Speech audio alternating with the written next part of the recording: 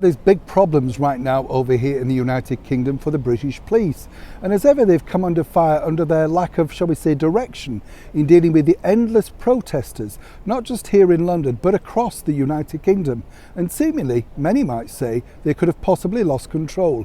As ever, what are we talking about?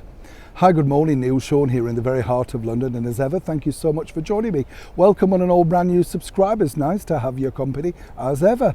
This story really is particularly, well, it's one that goes around the world now because seemingly we have a protest at the drop of a hat.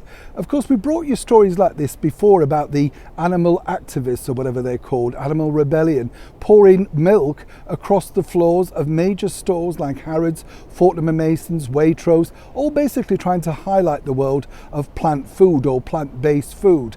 And of course, seemingly though, nothing seems to happen to them. You know, the people in the stores are not allowed to touch them or indeed remove them. They can politely ask them to leave, but that's about as much as they can do. This, of course, to many people is simply criminal damage.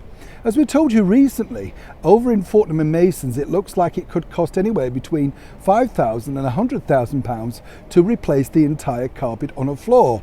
That cost, of course, will be passed back on to those loyal customers of that exclusive department store. Many might say, well, they're rich. Does it really matter? Why should they pay when simply it's criminal damage? And then, of course, you've got the Just Stop Oil activists now blocking roads. But this is where things are taking a turn for the worst, and something, of course, that the British Metropolitan Police and indeed the United Kingdom Police can't do anything about. That's because now the general public are removing these people themselves from blocking the roads. Now, of course, you know, they could be put up against a charge. You know, it's very simple. It's all in these people's favour. And they know this. But seemingly right now, the British public feel that the British police are not doing enough to make sure that they can go about their daily lives as they battle the cost of living crisis.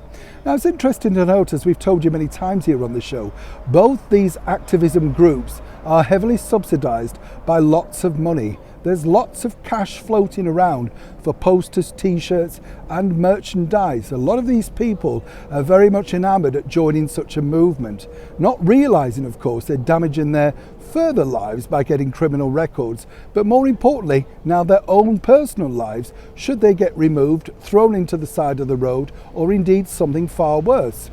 Either way, it's interesting to note that while the British Metropolitan Police's headquarters, New Scotland Yard, was sprayed with orange paint, soup, whichever you want to call it, even they then seemingly said, well, people still have the right to be, you know, protesting. This is not good enough for the British public, and they're apparently going to be taking things simply into their own hands. Who will win this battle in the end? Well, right now, it seemingly looks like the British public. As ever, we'll keep you updated on this breaking news story as it unfolds. Neil Sean in the very heart of London.